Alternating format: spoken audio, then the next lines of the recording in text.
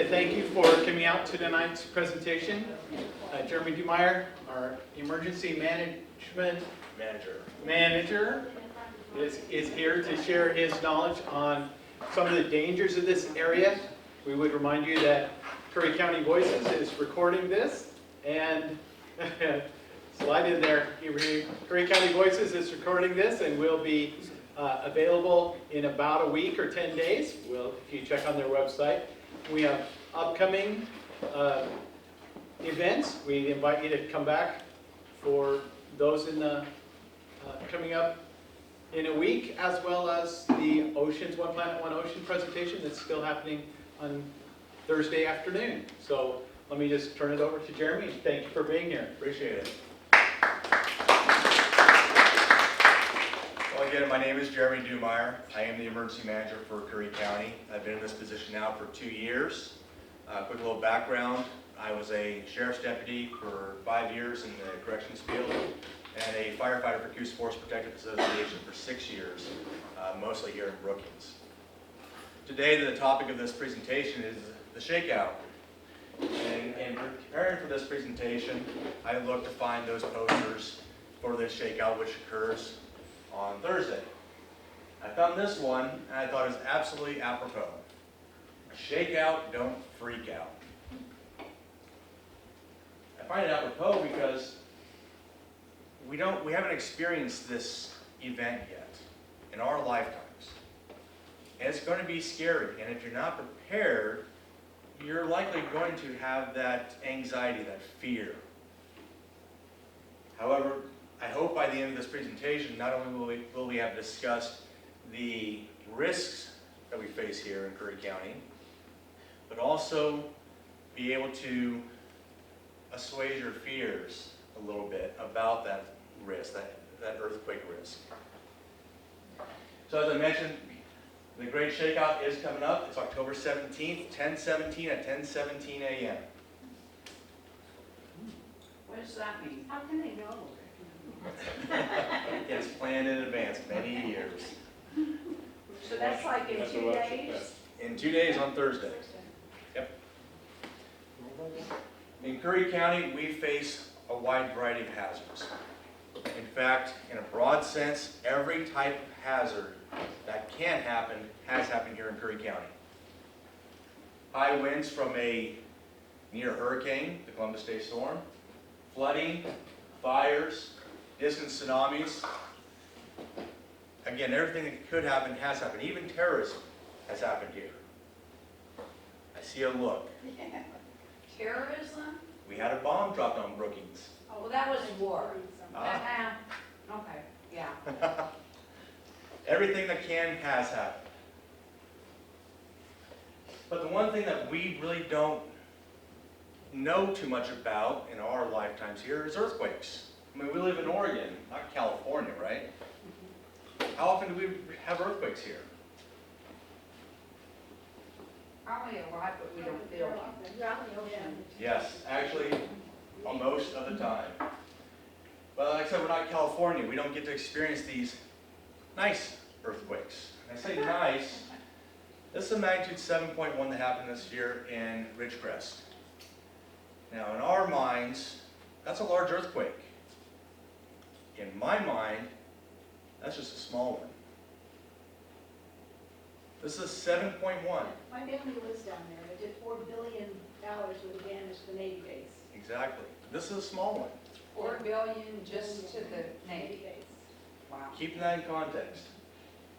This is a small one. Loma Prieta, the World Series earthquake in 1989, that was a small one. That was a 6.9. Northridge, also a small earthquake. Small by comparison to what we can experience here on the coast. But again, we talk about experiencing earthquakes. How many times have you felt one here in Curry County? Who knew that we even had earthquakes here in the Curry County area? In fact, for that matter, most scientists didn't really know too much about the earthquake risk in Oregon truly until the mid-80s. And it wasn't until really the mid-90s that we really started to get a handle on Cascadia and its risk. And even still, we're still learning about this risk. So I'm going to have this video pulled up here real quick. This is just 40 years of earthquake data off of Cascadia. 40 years. I want to draw your attention to this as it plays through. You'll notice there's not a lot of activity in Oregon for the first 25 years or so of this. It's not until the last decade that we had enough seismometers throughout Oregon to really pick it up. You'll see the flash bulbs really go off as we get into the earlier part of this decade. With better technology. That what it is. More technology and better technology. So again, here's our Cascadia subduction zone offshore. Started in 1979. And you notice quite a bit of activity down in California, quite a bit up there in Washington. These big dots are sevens. That's about a 6.5 off the Blanco fracture. 7 in Idaho. A couple of large 6s. Another large 6 off Blanco. Nothing here in Oregon. This is pretty quiet. Still in the mid-80s. But now we're starting to get more technology and more data. And we'll get some bigger earthquakes that are registered. So you mean we didn't have sensors then? We still don't have sensors in some of these areas. There's a couple of 7s in the early part of 91. That was offshore Brookings. Spring breakquakes that occurred in Klamath Falls and up in the Oregon City area. A couple of large 6s offshore.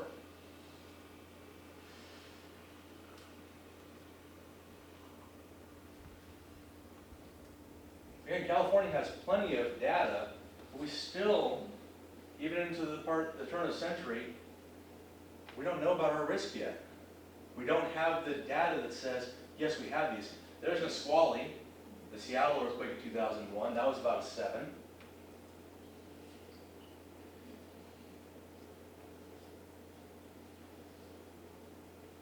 Washington just lights up. Washington is constantly lighting up. Again, another 7 offshore of Eureka. Lots of 5s and 6s. In fact, we have constant 5s and 6s. At least a 6 or a few 6s a year offshore. 5s are a regular occurrence. And now the flash bulbs go off as we turn into this decade. As we have more and more seismometers placed throughout Oregon. So did California and Washington always have more than we did? They've been ahead of us. But is it just that we haven't had the seismographs there? You think we have been having them all along? We have not had the scientific instruments, seismometers, So we don't know. data to be able to show this. But as you notice, once we have all this data of these instruments in the field, you get an idea of how many earthquakes occur and how many large earthquakes occur. Oh, it's very pretty. Yeah, storms are pretty to watch when they're not in. They're really cool. Technology is great. In New Zealand, we have a potential for very large earthquakes. Escape and This computer simulation shows ground shaking or ground velocities. There we go.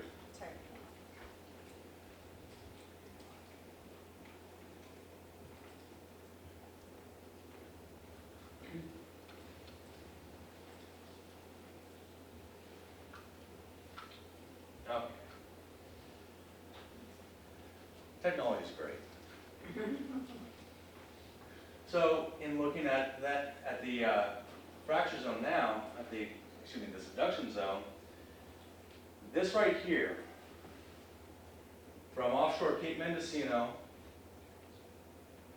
all the way up to Queen Charlotte Sound, British Columbia, is our 700-mile fault, Cascadia.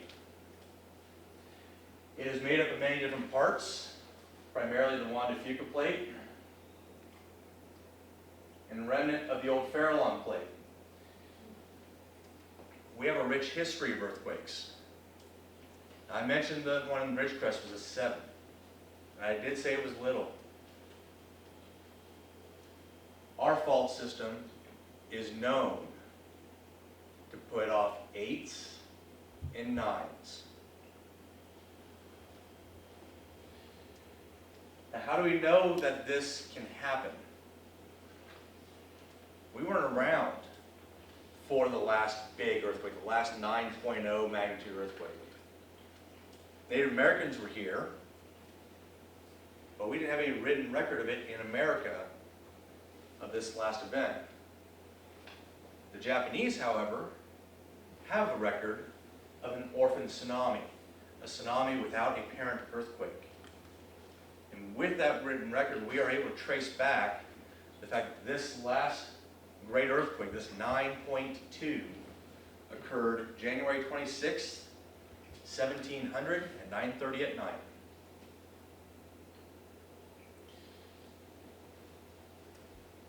"319 years later, Japan returned the favor and sent us their own orphan tsunami." 9.2, you said? 9.2, Where did it happen? January 26th, 1700, Where? off our shore. How far offshore? Exactly. That I don't have, but we have record of it to this day. In fact, this is one of the coastal bays. We have ghost forests here in America that we can actually reference as our physical data for this event. These are red cedar and spruce that when this event happened in January, the ground dropped several feet, bringing what was above sea level down into the tidal marsh and killing these trees with salt. You can find these in places like Willapa Bay. That's one of the more famous testing areas. You can find it at Bradley Lake outside of Bandon, or even on your way to Cape Blanco. So what's the length of the distance that it dropped? Depending upon the wear along the fault line, generally speaking, about 6 feet of subsidence. But how many miles did it impact? 700 miles. The whole way? The whole rip. In fact, that's something else too. When we talk about these earthquakes, we mentioned in California, they have the San Andreas Fault. In America, that's one of the most famous faults we have. But even though San Andreas is about as lengthy as this fault, there is no history of it producing more than a 7 magnitude earthquake, roughly. There is no history of it producing a full rupture. Ours does. What about San Francisco, 1906? 1906, that was, Was that San Andreas? that's San Andreas, or thereabouts. It's part of that fault system. I can't remember the exact magnitude of it. But again, it's still a different fault. It's a vertical fault. Our fault isn't. We have 2 plates running into each other, whereas the Pacific plate is diving underneath North America. And as it does, instead of it just being a grind past, we get that nice little pop that gives us that tsunami. But I mentioned, again, Ridgecrest was small, 7.0. When you look at the Richter scale and you look at the numbers, you go, okay, well, 7, an 8, a 9, what's the difference?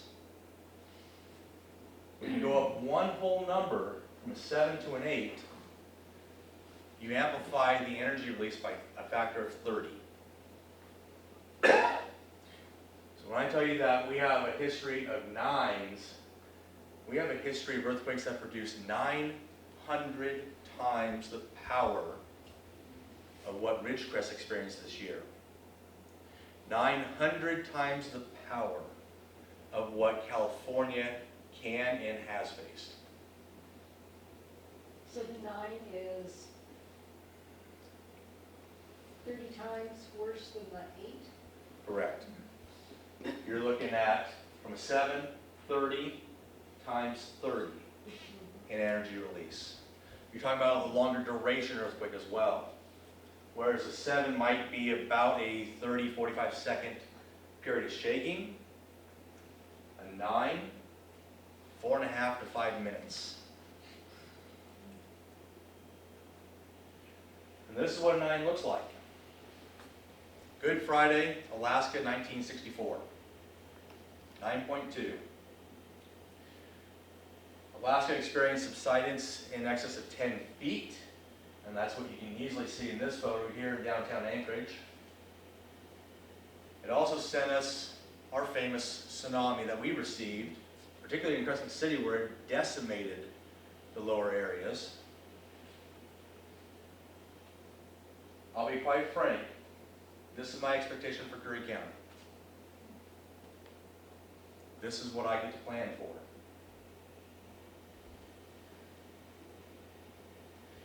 But I want you to notice a few things here. Despite that level of destruction, that land drop, notice the buildings, Yeah, they're all still standing, largely wood framed. and one story. Largely wood frame buildings, largely one story. Not as prone to the violent swaying from an earthquake, and flexible enough to withstand that kind of a shock. They live in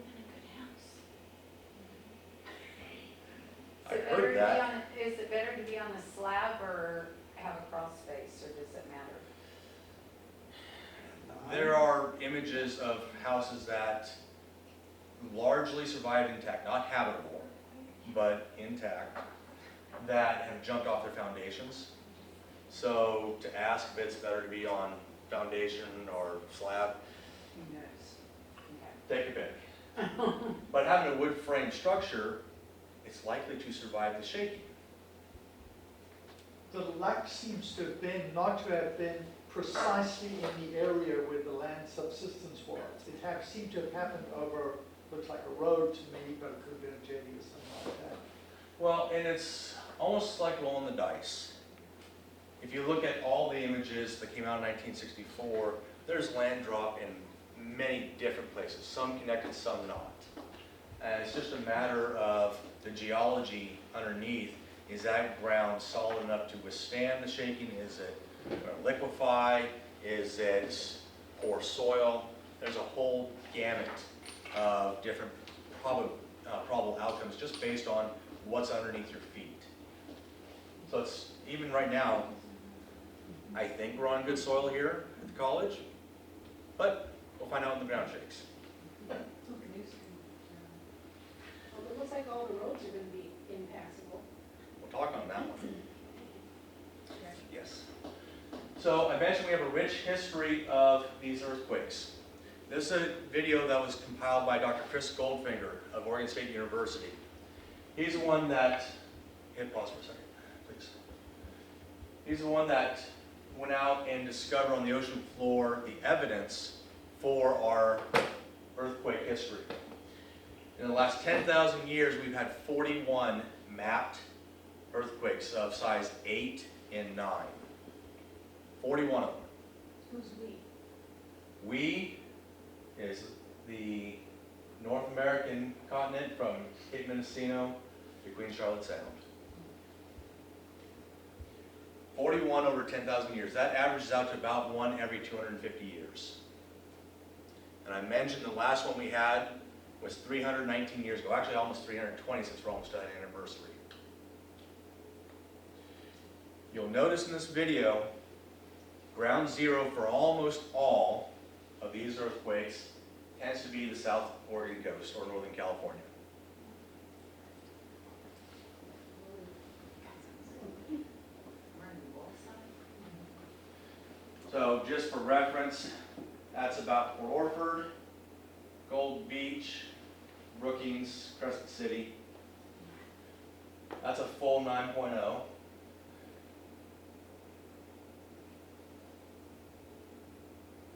And some of these occur within decades apart. Some of these occur within 1,200 years of each other. Unfortunately, there's just no crystal ball. But again, even for the 8s, almost all the 8s are down here.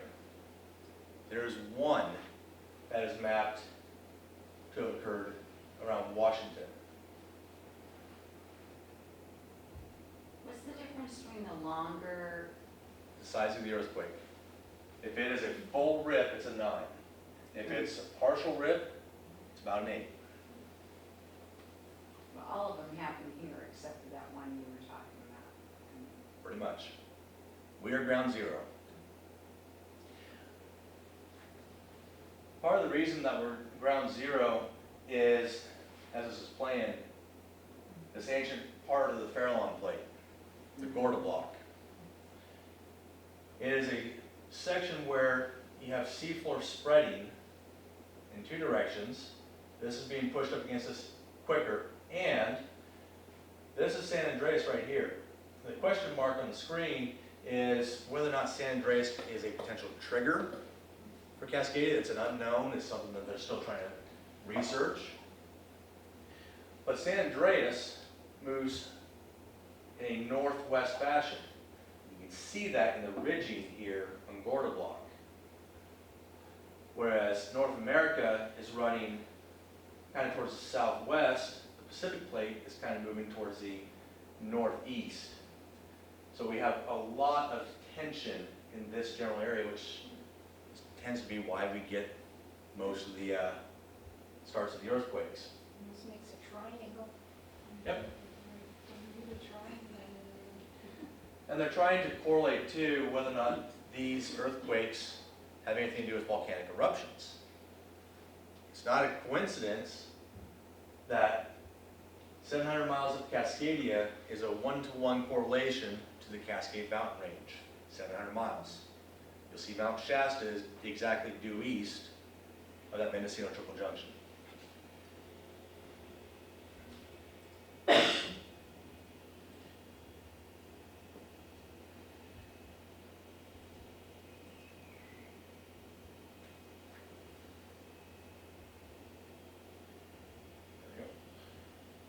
The earthquake itself is not the worst of the story. It's the after effect. The loss of services, electricity, fuel, cell phone, communications. That is stuff that will go and be gone for some time. Where do we get all our fuel? I know I mentioned this in CERT. Yeah. 95% of our fuel comes from Bellingham, Washington. Oregon does not have a refining capability. To boot, it's all stored right here. The Portland CEI hub. This is off Highway 30 on the way to Astoria, off the Willamette River just before it meets the Columbia. Millions and millions and millions of gallons of crude, diesel, gasoline, kerosene, propane, LNG. Name the fuel, it's stored. In tanks built as early as the 1930s and as recently as the 1970s, before seismic standards. I fully expect this. Oh, before I forget, it's also built on fill. Landfill. It is all spoils. 95% of your fuel is trucked in from Bellingham, Washington, and sits there waiting for Cascadia to send it to the ocean. 95% of your fuel. Electricity, where do we get our electricity from? Columbia River Dam. Bonneville. Yeah. The vast majority of our electricity comes from Bonneville. We can get some from California, but given their blackout history, I don't have much faith in that. They're not gonna have it either. They have different sources, but ours predominantly comes from Bonneville. And if you notice, this is one of the transmission tower sites, sitting in Columbia River spoils. To say that it's going to be a long recovery is an understatement. You will be without fuel, power, and many creature comforts for some time. The roads to drive your car on. Those? They're gone. We don't even need an earthquake to do that. That's That's our road. Slide. That's Highway 101 at the famous Huskinade. Just That's a cool photo. That's better than what's in the paper, I think. In Curry County, we have 160 bridges and culverts. Part of this is a culvert failure, part of this is also the fact that it's on serpentine and shale, as are most of our road systems overhanging the cliffs. The interesting thing about this particular incident, just to bring this up, this was not a disaster. Road failed. We had an alternative route with the old highway, Carpenterville, not the greatest road I admit, still viable. And we still had access to Crescent City and to Grants Pass. And yet, as a populace, we panicked. We ran out of fuel, milk, eggs, and bread in the first 24 hours. We had a nice breakfast. I had a busy day. In fact, it took a lot of work, calls to Kansas Supply Distribution for Fred Myers, the Department of Energy, to get fuel rerouted. I didn't know, prior to this event, just as a FYI, I didn't know that you cannot ship fuel into California and back into Oregon without special permits. So we had to get bobtail trucks, short trucks, to haul fuel over Carpenterville, which, again, not the most ideal road, but still doable. And I think it took us 72 hours to get to some semblance of normalcy. That brings up an interesting thing. How many people were not prepared to lose this road? How many people were not prepared to go maybe a day without driving their car or not having to go anywhere? How many people were not prepared with food in their house for any length of time? How many people didn't plan ahead and think, well, okay, this road's gone, I still have a hospital in Crescent City, I still have fuel in California, I still have food available in California. And the electricity was still on. We still had most of our services. It's that thinking ahead, planning ahead. What if this fails? What's my next option? I will tell you very simply, I am planning for this to fail this year. And I am planning that Carpenterville fails with it. I hope it doesn't. But Huskanan's already moving, clearly moving. And Carpenterville sits at the top of the historic slide. So you have the fuel permits in place, son?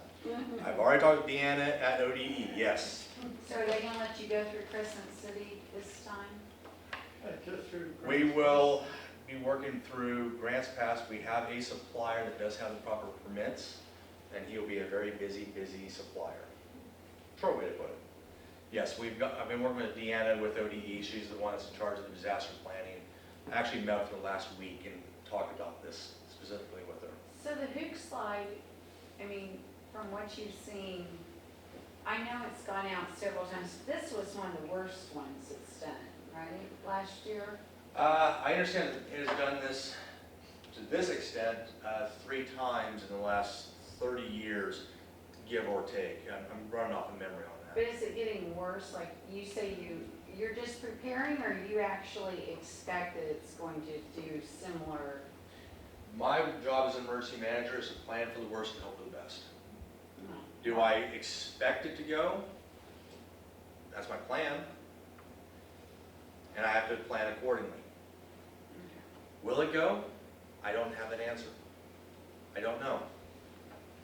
Maybe it does. What if you need to go to Gold Beach and it does go out? I don't need to go to Gold Beach. You're prepared. Sorry. I'm trying to avoid going north. You know, that's just the thing, is that we have all these hazards here in Curry County. I mentioned them in the beginning. How many times have you thought about those hazards? How many times have you thought, what if this happens? What's my next best option? What if the ground starts shaking right now? Are you prepared to react? I hope you are. We have an exercise. In honor of the great Shakeout, we're going to do the Shakeout. Now, if you're not physically up for it, I understand, that's fine. However, for those that are willing to participate, when I yell earthquake, we're going to drop under the tables. Cover your neck with one arm, grab the table or sturdy object with your other. We're going to hold on for 60 seconds, a small earthquake. Once we're done, we're going to evacuate to the parking lot and make sure everyone is accounted for and safe. Clear? Yeah.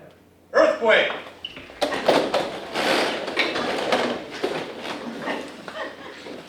I'll take pictures of all you guys in there. Why not? Save my cell phone. It won't work. Now think about this while you're down here. The ground is shaking violently. It's rolling. It's terrifying to think about. You're inside of this building. Have you thought about where the exits are? Yeah. Yeah. Are they working? Are you able to focus on something calming while you're underneath the table? Your family, loved ones, good thoughts. We're 30 seconds into this earthquake. And this is Remember only at Cascade? 5, right? Cascadia can go for 4.5 to 5 minutes. You're thinking about something to calm your nerves. That you're going to survive this earthquake. All right, the ground stops shaking. Let's evacuate the building to the parking lot. Oh, God.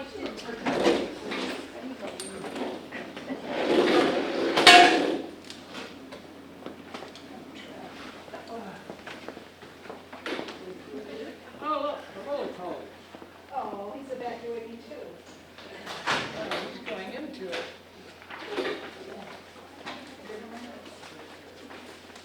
Come on, Dan, you're gonna be a casualty. Sorry. Got a dress for it.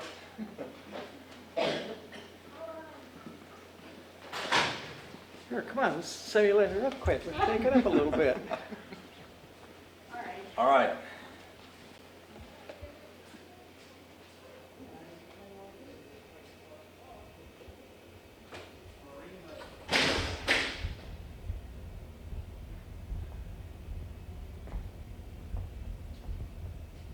Girl's gonna get some YouTube footage that can go viral out of this. Oh, we're surviving. Now I'm hungry. I'm not stepping out. Dummy made you hungry. It's an order. It's around. All right.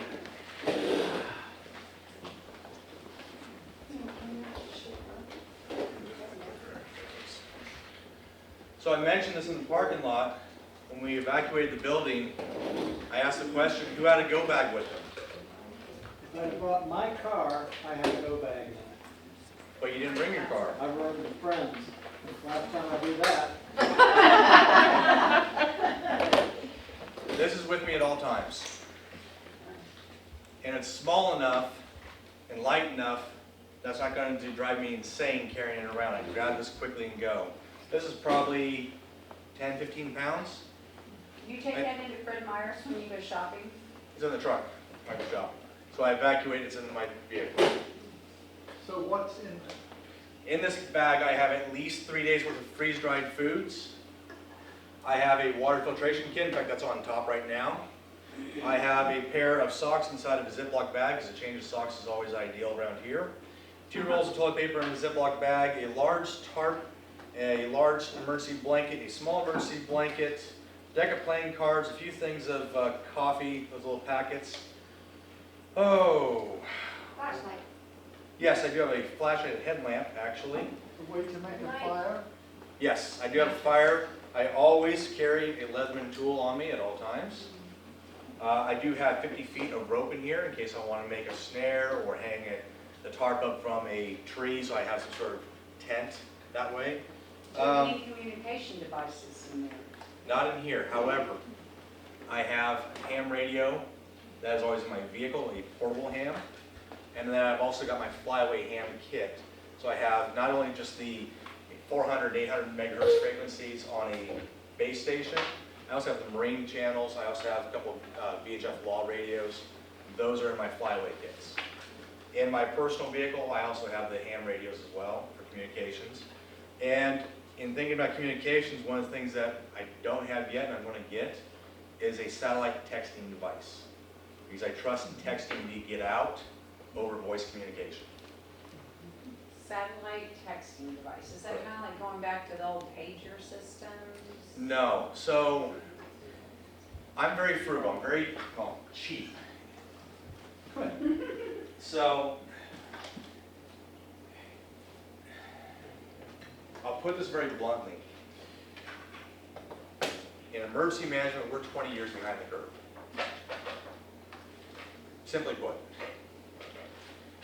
And my technology that I have reflects that.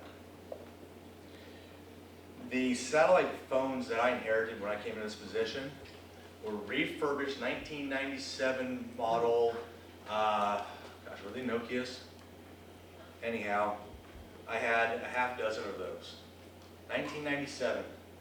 I mean, you can imagine, if you had one of those back then, we're talking big, big bar phones. They don't work. They're horrifically out of date. You cannot get airtime for them. They can't get a signal. That's what we had when I came into this position. If I want to replace those satellite phones with even one, I'm going to spend approximately $1,500 for the phone. And it's going to cost approximately $50 a month for airtime. It's like a tract phone. You buy it month to month. And you're talking about something that's made for emergency communications. You're going to spend that $50 every month to make sure it's available and maybe never use it. That's quite the expense. However, I've come across satellite texting devices, and that's all they are. It's just a device to send text out. Can you receive them? Yes. And Garmin makes them, as others do, but Garmin's one I've keyed in on. You can get them for about $300, $400, $500 depending upon the device. GPS cable, of course. And for about $10 a month, you can have 10 text messages that you can send and receive. Now, that's not a lot of text messages. But if we have that disaster, I can at least communicate with OEM in Salem, with FEMA, and get some messages out. And at least have that communication line open in some way, shape, or form until we have ham capability here. Because I expect to lose some of that with their towers. I know we're going to lose our law radio frequencies. Lose what? Our law radio frequencies. That's going to go. We don't have a circular network. We have a lot of bad soil where those towers are. It's just a fact of Curry County. We'll lose that. We're going to lose cell phone communications. So the only viable option that I see is to have a little text device to be able to communicate back and forth until we get into the recovery phase. Now that might not be that long. In Haiti, for instance, when they had the large earthquake there's about a 7, they were able to get into communications again within the first week. So it can be done. But in that time period, I need to make sure that I have communications with FEMA and with the state. Okay, but that was a 7.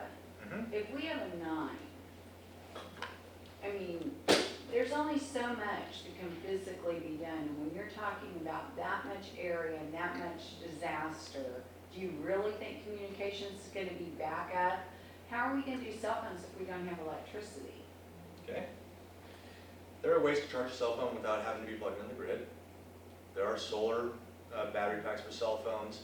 You can always plug into your vehicle and charge. There's ways to figure it out, essentially, is what I'm saying. You can take a battery out of a car and connect it to your cell phone charger. But if all the towers are down, There are ways to get yourself cell phone communications.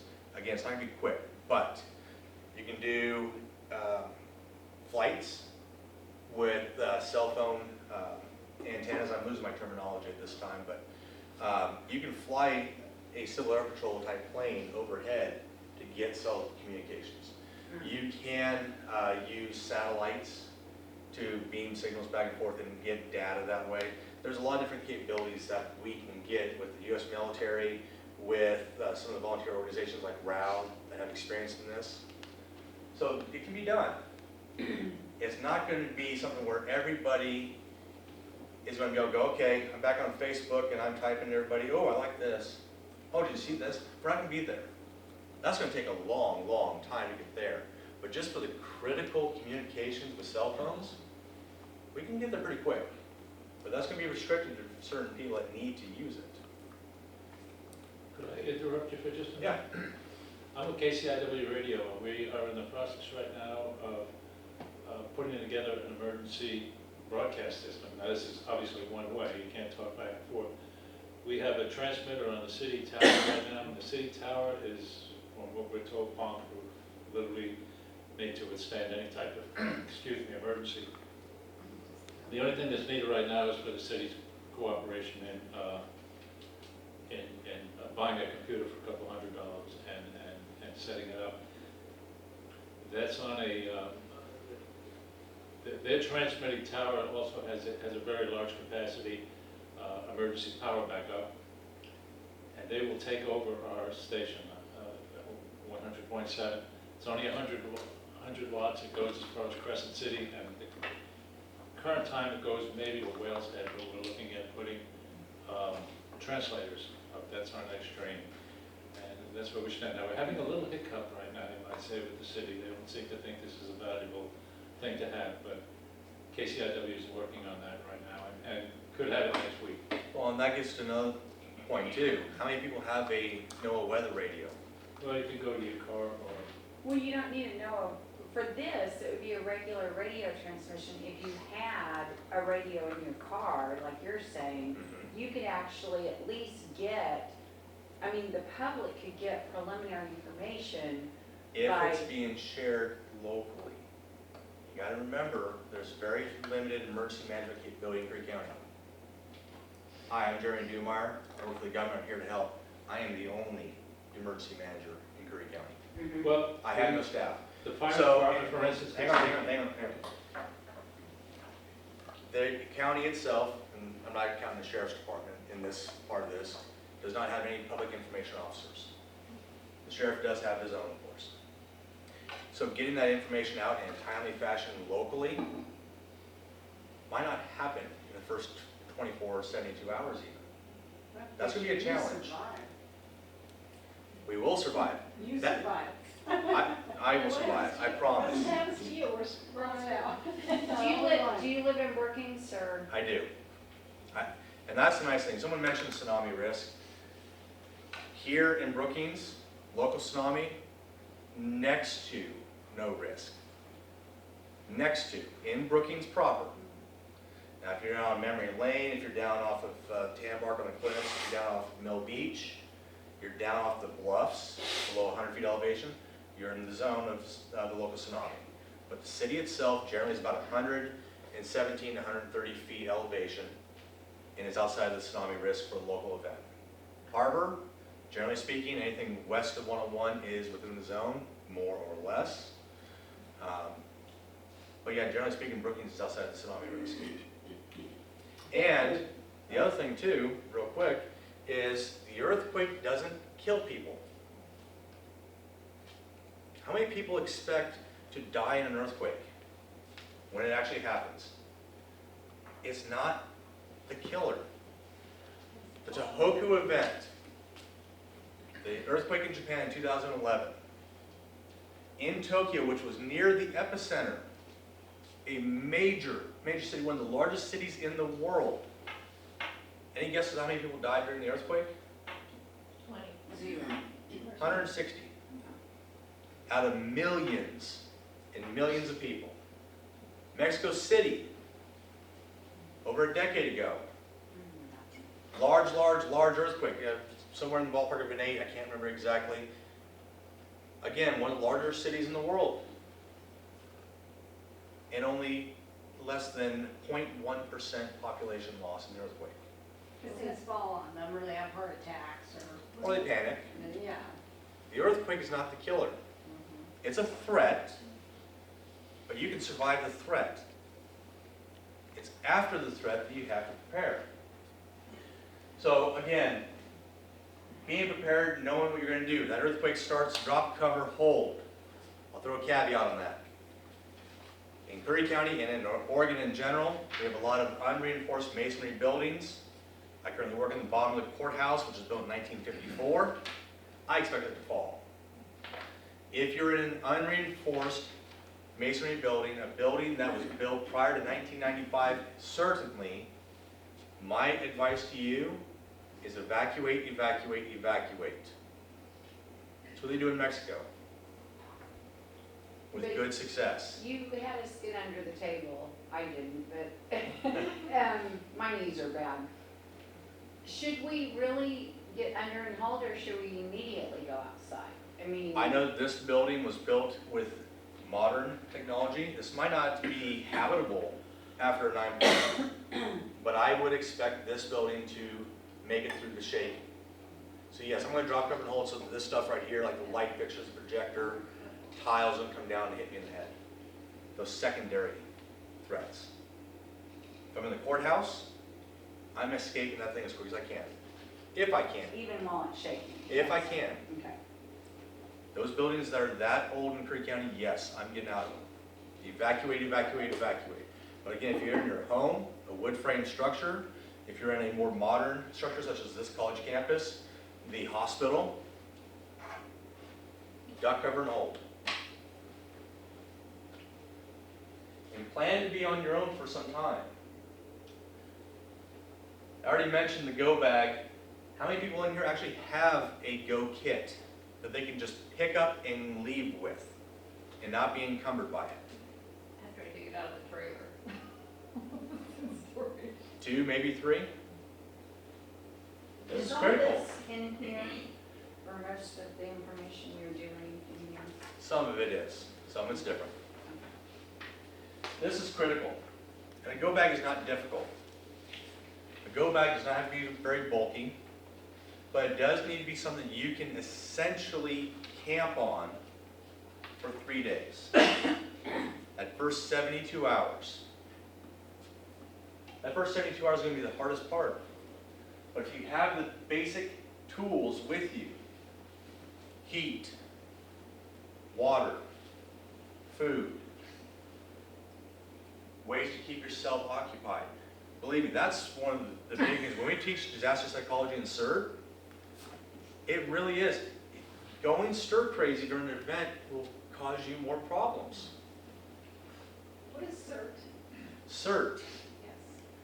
I'll touch on that in a moment because I actually have a slide for that one. And Ron in our class here, he is a good member of that.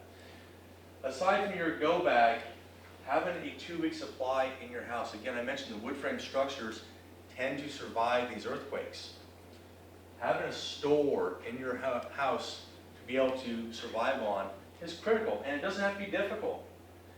You go shopping at a grocery outlet, buy 1 extra can of soup. They're good for about 2 years. Buy a bag of rice, buy a bag of beans. Have that stored and rotate them through.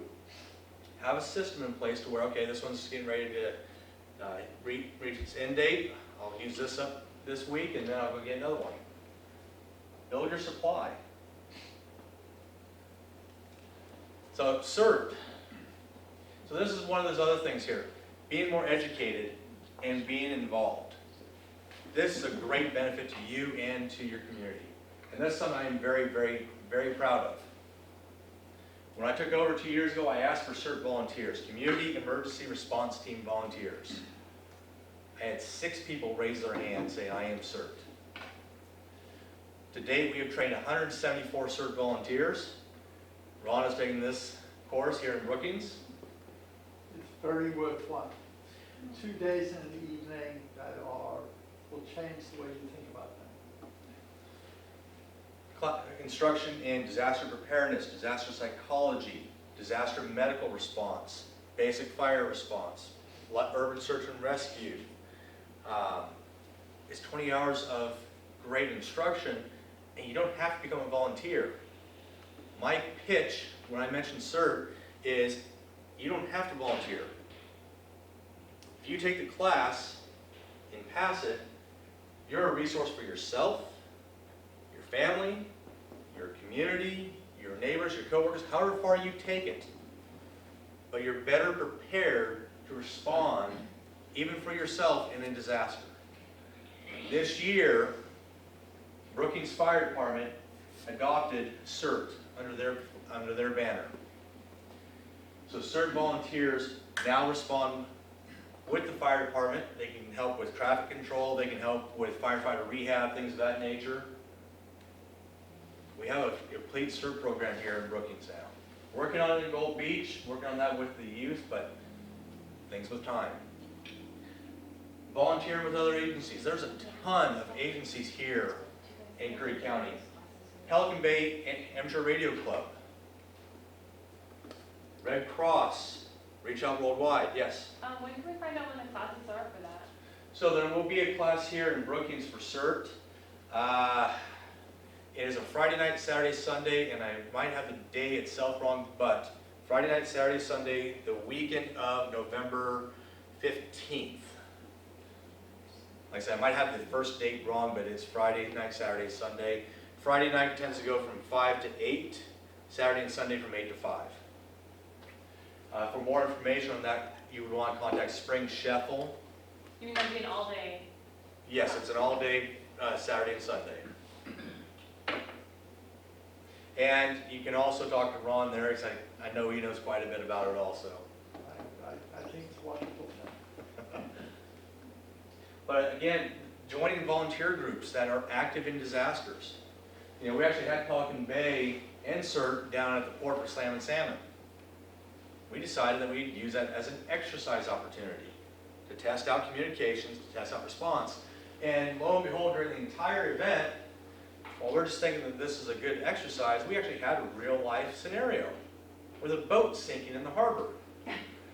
So CERT and Pelican Bay both got to actually respond to that event.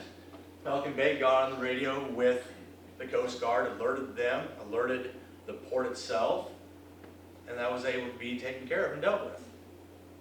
Volunteers are huge in a disaster. The government is about this much. People, volunteers, are everything in a disaster. Other things you can do to prepare ahead of time. Sign up for notifications. The radio was mentioned, tuning in and listening for updates. The big one though, what communications? Cell phones, Thank you. internet. I'll finish this off and I'll get that. If you want to receive reverse 911 notifications under most every scenario, other than this 9.0, there's a couple ways you can go to it. You can go to the county website. I have it listed out here on the bottom. If you look up Curry County, you look up emergency services under the Sheriff's Department, it's there. If you have Facebook, it's easier. You just go to Curry County Emergency Management and go to the preparedness links. Either one of those can get you to the reverse 911 system. Sign up for that. If we have fire, flood, evacuation notices, we send those out. But you mentioned how you're going to get notifications otherwise if we have the 9.0. You won't. There is no government warning system in Curry County that will warn you to evacuate your house after the earthquake. The ground shaking is your warning. If you live in a tsunami risk area, and I have those maps here today in the back of the class. From the start of shaking, you have 15 minutes to evacuate to high ground. Generally speaking, over 100 feet elevation. 15 minutes from the start of shaking. We're ground zero. We have the least amount of time to evacuate. Dispatch sits in the bottom of a building built in 1974. It is concrete slab. As a corrections deputy, the joke that we had was, when the ground shakes, make sure your will and testament is done. Because we aren't getting out of the building. That is where these notifications come from. That's where the tsunami sirens were noticed from. No longer. There will not be a government warning. The ground shakes, that is your warning. Evacuate, evacuate, evacuate if you're in the tsunami inundation area. So all this talk about what you can do to prepare, what am I doing as a government official? And the answer is trying to get ahead of the curve. In November, on the 12th, I will be talking with the United States Navy, the 3rd Fleet out of San Diego. They already have GPS coordinates in place. They're going to survey our coast for beach landings.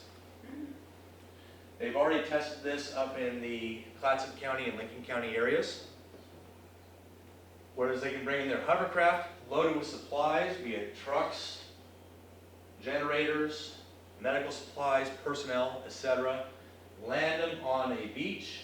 In this case, they had a loader, and get those supplies to work. That is something I'm very excited to test out. I don't know if it's feasible. They will sit here and tell me what they think.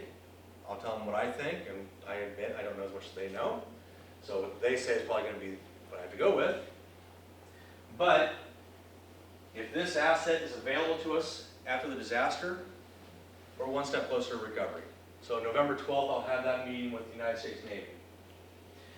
State of Oregon, I was just at the Oregon Emergency Management Association conference last week, working with Crowley Industries for over-the-shore fuel delivery. Crowley does this on a regular basis in Alaska and all throughout the world.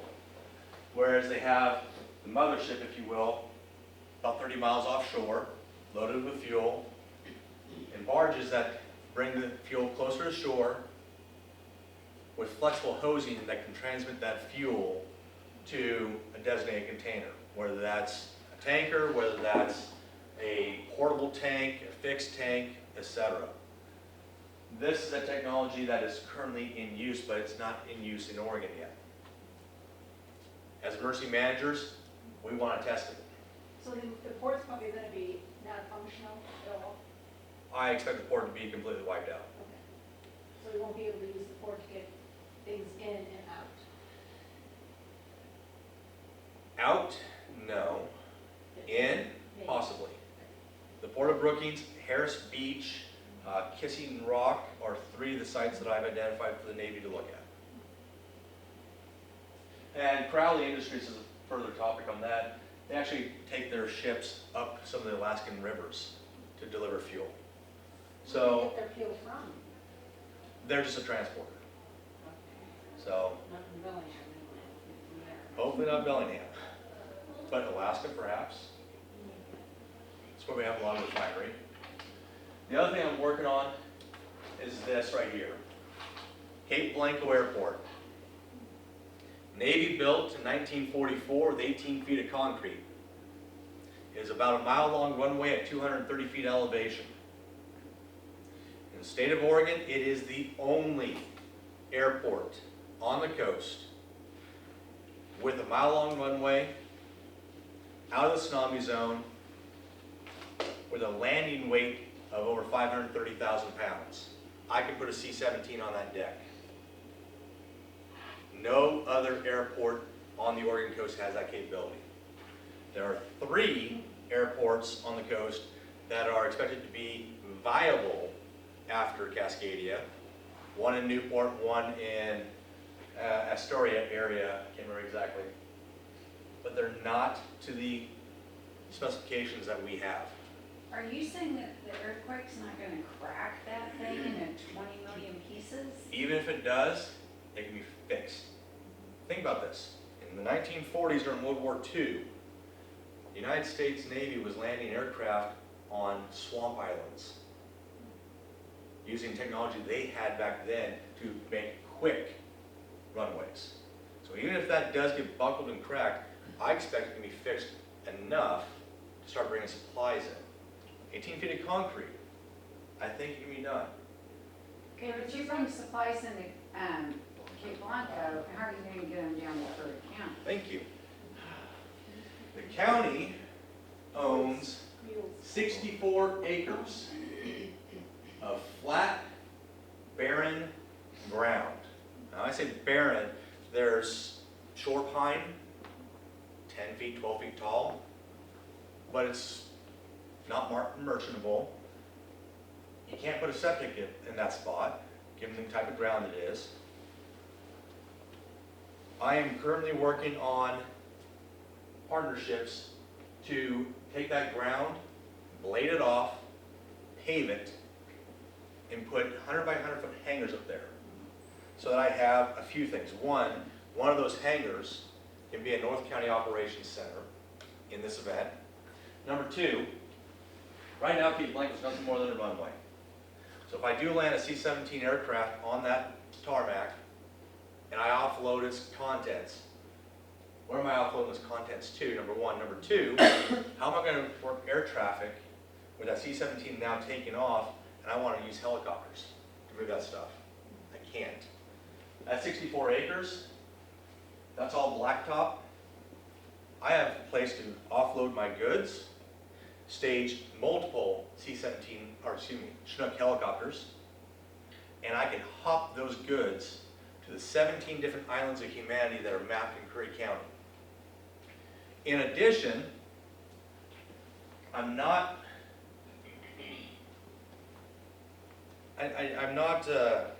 what's the right word? I don't have the hubris to believe that this is going to be only Curry County's airport. This airport will serve approximately 119,000 residents between Delaware County, Curry County, Coos County, and western Douglas County in this disaster. Residents, 119,000, plus the tourists. You think Harbor will just be wiped out? What was that? Harbor will just be wiped out, you think? The port? Yeah, The port, yes. up to how high? The tsunami surge, I believe, goes up past, I know it goes past the security bar. I can't remember how much further offhand. I know on the Rogue River, the local tsunami goes all the way up to Lobster Creek Ridge. Like 101? 101 largely is okay until you get closer to the wind chuck. In terms of the tsunami. In terms of the actual infrastructure, no road. My plan is no road. We'll survive. Parts and pieces will, but Has to. And every bridge will go. maybe, maybe not. Some bridges are better shaped than others. Some will survive. My plan is all of them fail. I just have to plan for the worst. But these are just a few of the things we'll work on, in addition to the partnerships with the private non-profit partnerships we have. Not just with the Red Cross, not just with CERT. Reach out worldwide. I'll admit, I didn't know anything about them until about 2 or 3 weeks ago, when I found out that one of their board of directors lived in Gold Beach, and found out what they do and what they've been doing. Reach out. Reach Out Worldwide, ROWW. Organization founded by the late Paul Walker of Fast and the Furious fame. They respond to disasters all over the world all the time. They were just responding to Hurricane Dorian. They responded to tsunami relief efforts in Indonesia. They have tons of experience doing this. And we have them here in Curry County. Guess who my new best friend is? Yeah. All these partnerships that we have and are continuing to build, the Southern Baptists, the Methodists. My goodness, Team Rubicon, we have so many assets that we can utilize to begin the recovery phase. Because that's going to be the hardest part. You said there were going to be 17 islands of humanity in Curry Yes. County? There's And you estimated, kind of based like- on mapping, Okay, mapping. that there will be 17 different pocket communities perhaps, that are cut off because of bridges, landslides, or such. Those have been mapped by NAGAMI, Department of Oregon Geology, Minerals, and Industries. And that is one of the assumptions that we have to work off of, is that we're going to have those 17 communities. We're just thinking Harbor is going to be its own community unto itself. Windchuck South is going to be its own community. Brookings, Cape Frello, all these places cut off. So we have to plan for that accordingly. But in terms of the actual event, this needs to be bigger. Your personal preparedness, your ability to respond for yourself in a disaster, does two things. One, it makes it easier for me, essentially, to affect a recovery, because I don't have to worry about you. You're taken care of. You've done your preparedness part. I don't have to stand up a shelter. We do not have the Superdome here in Curry County. We don't. What is the largest structure we have to house people in Mass? Fred Meyer's? I think it is, isn't it? It's full of Basketball food. court. The school. The high schools. Uh, Fred Meyer's, you have to clear it out if you want to use that as a shelter. We don't have mass sheltering capabilities here in Curry County. We have pocket sheltering. But if you can take care of yourself in the short term by being prepared, it's one less person I have to worry about out of 22,000 residents. Makes it easier to respond and recover. The other part of this is the more prepared I can be as an emergency manager by knowing who to contact, who's my best resources for medical, if I need to call in the Air National Guard for doctors, we have that capability. They'll come in, parachute in with a stick of 10 doctors, surgeons. I know that, so great, that's one of my resources. I'm prepared to call on them. I'm prepared to call on RAL. I'm prepared to call on FEMA. I'm prepared to call on the United States Navy. All these partners that we have. The more prepared we are, the quicker we recover. The disaster is going to be fantastic.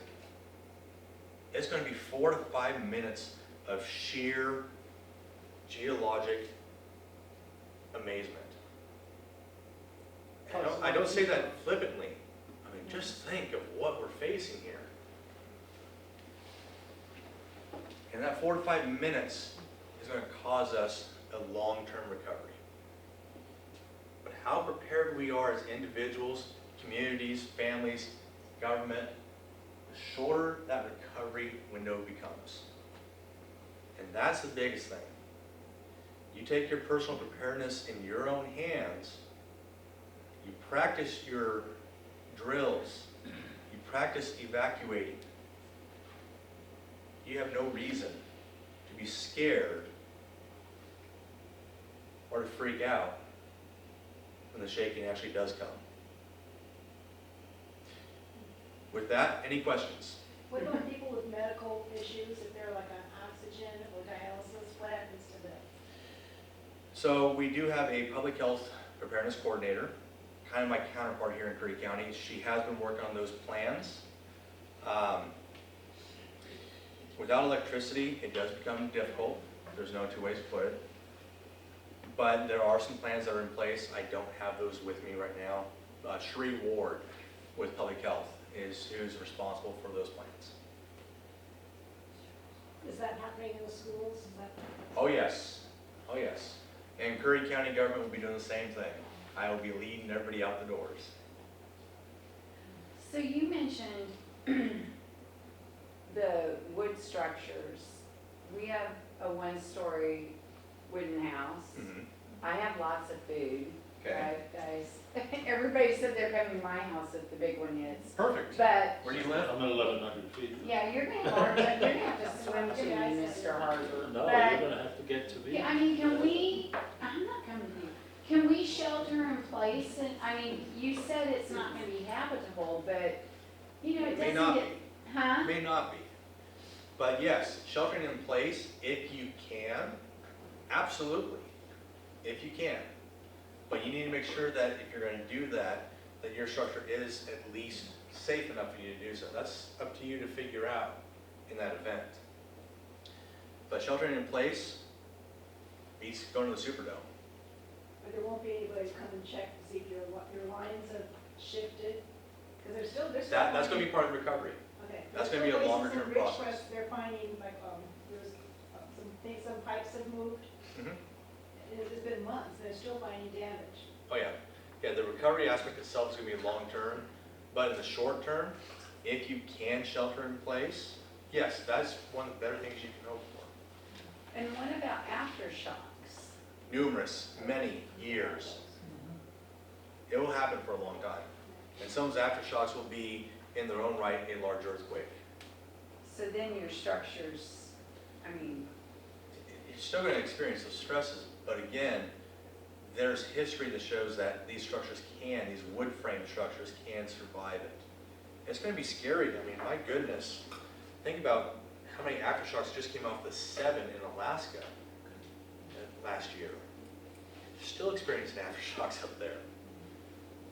But if you can shelter in place, if it's safe to do so, yes, that's what I would certainly advise. but I don't know how you would know if it's safe.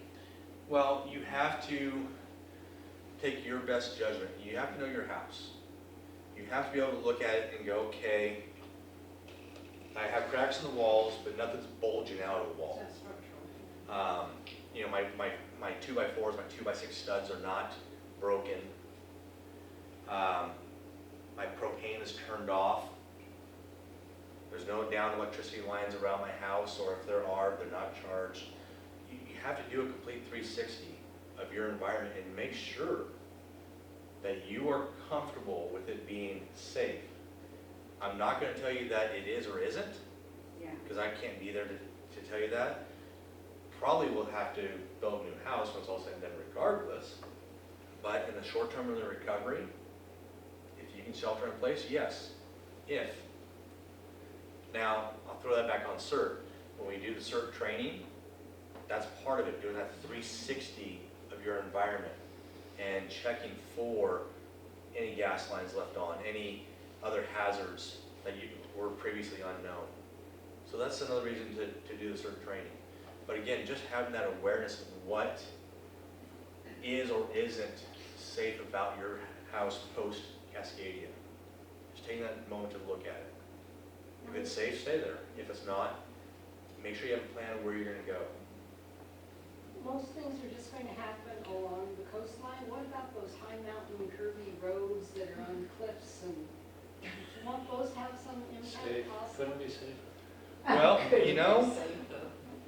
it's really neat. Japan gave us a lot of good data. When this rips off, if we do the same as Japan, we're going to move a lot. For instance, in their trench, which for us, Cascadia is 60 miles offshore. In their trench, during the Tohoku earthquake, that trench leapt seaward 150 feet in 5 minutes. Analogous to Brookings, we would move 50 to 100 feet towards the ocean. Medford would move 10 feet towards the ocean We would move 50 feet in 5 minutes closer to the ocean. without physically moving our bodies. Even Klamath Falls would move 10 inches towards the I ocean, might have if it's analogous to oceanfront Japan. property. Yes. Think of the bright side. Well, actually, historically, we add land. Should At it one- rise a little bit? Well, we're rising right now. We'll drop 6 feet, but we add land historically. At one point, Spokane and Boise were oceanfront property. We'll continue to march over this and add more land. I have a brother-in-law that survived the Ridgecrest earthquake. He was in Ridgecrest, he's Yeah. still in Ridgecrest. And he decided to stay because the neighborhood that he was in, there was another gentleman in his neighborhood that was a police officer, retired, because of the looting that was going on. Do they have anything in place for that? I mean, are we all on our own? Because he was sitting on his front Well, porch with his shotgun, Okay, protecting his home. let's be realistic. We do have a 24-hour police force here in Brookings. Mhm. And I mentioned the city of Brookings itself is generally outside of the tsunami hazard. More or less will be in good shape. Obviously, there'll be some damage. I'm not minimizing that part of it. But in terms of police force, it has 24-hour protection. How effective that protection can be, human history is not kind in disaster. People will do things that they really shouldn't. Paradise Fire. There were people going back in there and robbing things blind during the middle of the fire. So I can't sugarcoat it. Yes, there are going to be those people that take advantage of disaster. There always is. However, history of disaster also shows that people are outstanding and communities pull together. Think about Checo Bar just a couple years ago. My goodness, people came together in droves to help with food, to help with clothing, to help with survivor assistance. That was just our fire, our little fire compared to some of these ones that have taken out so much more. Cascadia, I know that the communities will pull together, whether they are just small pocket communities or whether it's larger cities involved. I know that that will be our shining star compared to the people that take advantage. I'm trying to understand what you meant by, that we will move 50 to 100 feet, so is that like everything is like splitting apart, or like is there a breakage point? Like, I'm trying to picture what that looks like and what it means for which locations, and is there a safe place to go? Are you gonna swim? Yeah, I mean, if, you know, like, imagine people wanna go on the river to escape tsunami zone, whatever, how far that's gonna be, so like, is there any roads, like, that will be feasible, or I don't know, I guess you won't know.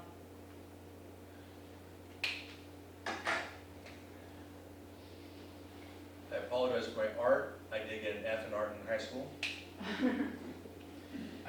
So, We give better credit in college. all right. I don't know. G minus. So, here it is, Brookings. I'm going to put the hospital, or the clinic, if you will, right here. I think hospital, I'm going to go beach for most of what I work. Here's the Juan de Fuca plate, Pacific plate, there's the ocean. When this rips off, so what's happening right now is Juan de Fuca is diving down at an angle below us. As it dives down below us, it is dragging the leading edge of North America with it. As it drags North America with it, we bulge upwards and kind of build up a little bit. When this snaps and goes the other way, this will go out something like that, like a springboard. Think of it that term. So this goes from being here to now being all the way out here. This drops several feet and slides out several feet. All that is under tension. All that will just pop in a 4 to 5 minute span. So 50 to physically, 100 feet from the coast, inland, will basically crumble. no, it won't crumble. It'll just move. So then at some point there will be a separation point. No, well, okay. Separation point at the trench, yes, where it pops loose of the Juan de Fuca plate and comes out. But where we're sitting at, no. Will there be cracks in the ground, etc.? Yes. What you are thinking of, I think, is San Andreas. San Andreas is where you have a vertical fault, 60 miles vertical. And it's where the North American plate and the Pacific plate are grinding past each other. There's no down dip, they're just vertical plates going along side by side. And you see that beautifully, especially in Southern California, where you can see the San Andreas Trench and the hillsides around it, and you can see where the Pacific plate's going to the northeast, and North America is grinding past it. That's not our fault. Ours is going at an angle underneath, dragging North America with it. Our trench is at an angle, 45 degrees if you want to think that way. When that spring's loose, we're going to pop out. But we're not going to necessarily create a big gaping hole. The movie itself, San Andreas, absolutely hilarious to watch. Nothing rooted in fact. 2012, same idea. Nothing, wow. No, not anywhere close. But we are going to move. We're not going to generate this tsunami just on that topic like you see in San Andreas or 2012 or Day After Tomorrow or any of those outstanding flicks. A wall of water 500 feet tall taking out the Golden Gate Bridge is not in our history. A surge of water, I'll mention that again, a surge of water, not a wave.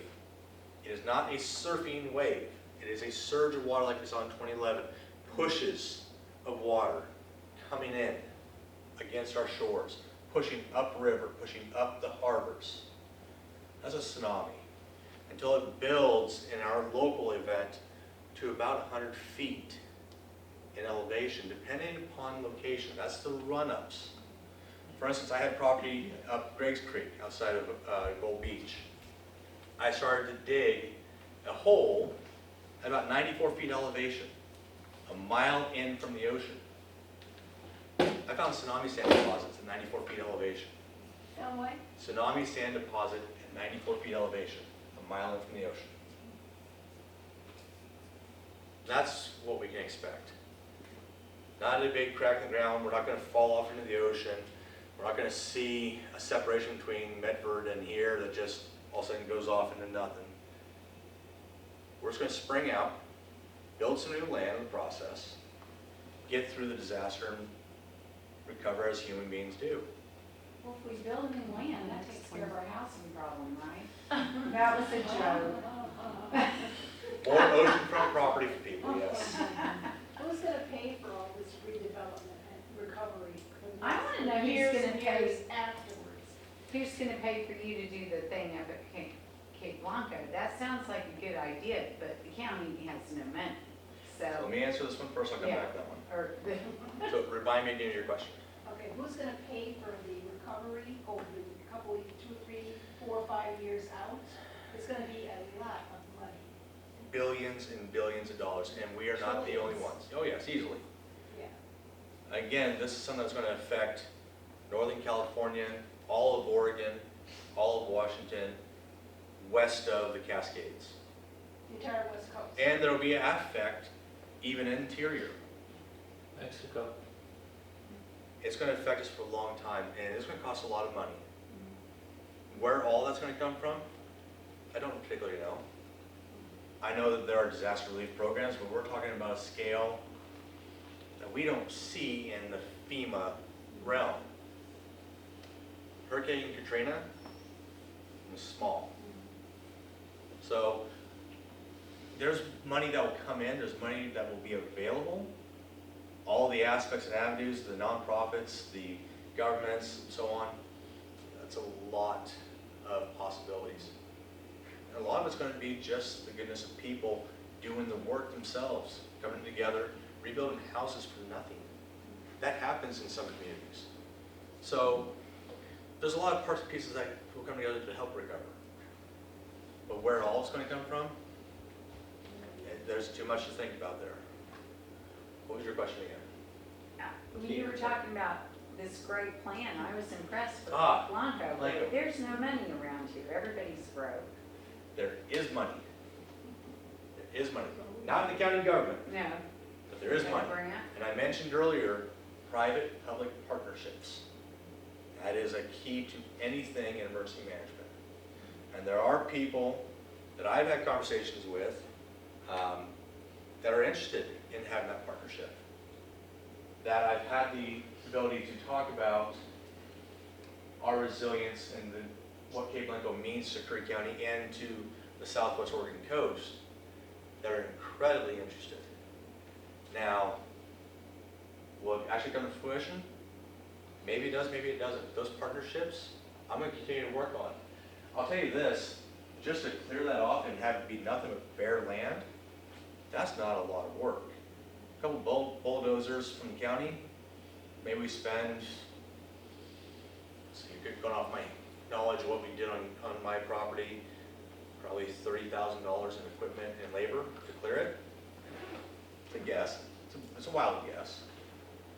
But even just having that bare land, that's already a start. But there are private partnerships that we can incur into that can help us. Government, I'm from the county, I'm here to help. We will do the best we can with what we have, though. Always do the best we can with what we have. But you I'm got cheap. the Navy coming down Uh-huh. to look, and that's impressive. November 12th. And I've already had those conversations with the Air National Guard, Army National Guard. Something else too, just on that topic. Working with the military, we had surveys done, the RRAP as they call it, of our transportation infrastructure. And they mentioned something that was quite exciting to me. They do games. They call it Patriot North and Patriot South in about Mississippi and Minnesota, thereabouts. And these games essentially are, hey, here's the big disaster, here's how we're responding to this, and it's a week-long event. But they don't do one on the West Coast. And talking with the Lieutenant Colonel when he was here for the RF, I said, well, what about Blanco? And if that would have bladed off, we could be bringing the might of the Department of Defense here to do these exercises regularly, every 2 years. There's an economic engine right there. But just to have that exercise and then having that muscle memory of the exercise already built in, that's incredibly exciting. So there's a lot we are still doing. I'd like to go back to this commercial radio topic for just a minute and Okay. tell you a story that I was involved with. I've worked in law enforcement off and on all of my life. Okay. I was working for a radio station in upstate New York in Watkins Glen at the time that Hurricane Agnes in 1972 went cruising up the coast, killed several hundred people. Category 3, right? 72. A Category 3, though, hurricane. Yeah, I think it was. I don't remember how big it was. What it did is it stalled over upstate New York and Pennsylvania. Okay. And it flooded a large, large area. We were still on the air. I think the police were still on the air. I think most of the ham operators were still on the air. But we were the predominant communication source. And we were just a little dinky AM radio station. We were daytime only. The FCC granted us emergency permission to run 24/7, so we did. And we communicated to the entire region that was flooded. Well, maybe not the entire region, because I don't think that we went into Corning and Elmira. I think their radio stations were on the air, but we were pretty much all of upstate New York around the Watkins Glen area. And the Red Cross moved into our lobby. They moved in with nurses who were getting tetanus shots. We had blankets, we had clothing, we had food. All of that was on our lobby or out on the street outside, depending on how perishable it was, etc. The rain had gone away, but we were essentially the lifeline to the surrounding area, because a lot of people just had no idea what was going on. They were stranded. Bridges were out, telephone lines were down, and so on and so on. The police were talking to one another, but that didn't help the guy who was sitting on a roof somewhere. Yeah. The ham operators were talking with one another, but that still didn't help. But it was the AM radio station, commercial radio station, that suddenly went into emergency mode and was able to communicate with that area. Now about the Emergency Operations Center in Brookings. Okay. In theory, that's an emergency operations center. That is a city emergency operations center. City, I want to be very clear about that. City, yes. But we've got 6,000 people in the Brookings area and another 4,000 over in Harbor. That's a big chunk of the population. The antenna currently sits on the city's tower, and I would think that the Emergency Operations Center and the tower that is immediately adjacent to that are pretty much earthquake-proof or, They're up to Close current enough. standards. yeah. But will they survive the big one? And, well, they have probably survived a lot of disasters, fire, flood. There would be a lot of that I would expect to survive in that respect. But my only point is that there's a direct wire currently that is running from our KCIW's transmitter to the Emergency Operations Center. Okay. And all it takes is for the city to pop on a little laptop, and they can in fact communicate to the 10,000 residents. that are in that particular area. And my only point is that commercial radio stations, even low power, they communicate everybody. Well, and there's no disagreement in that. However, part of preparedness is, do you have that portable radio? I've got one in my car. You do. Yeah, most people But have cars, do and most people have a radio most in their people actually have a portable AM, FM radio car. that they can Probably. utilize? Isn't that part of your kit? It's part of my kit. Yeah. What about the standard teenager with a cell phone Well, that hasn't listened to a the people boombox who ever in his life? didn't prepare, you know, the grasshopper and the ant story. So it does have a place. It's critical, it's crucial in a disaster. But that's one part of this. Yes. But if we started practicing and you guys could actually come on and give out, and then if word spread that this happens, and people could start getting themselves set up with the radio and listening to the practice sessions. Well, you already do that though. No, we don't. The No. EAS alerts, you don't go offline for Oh, a we- minute we- while you do those every month? We have those, yes.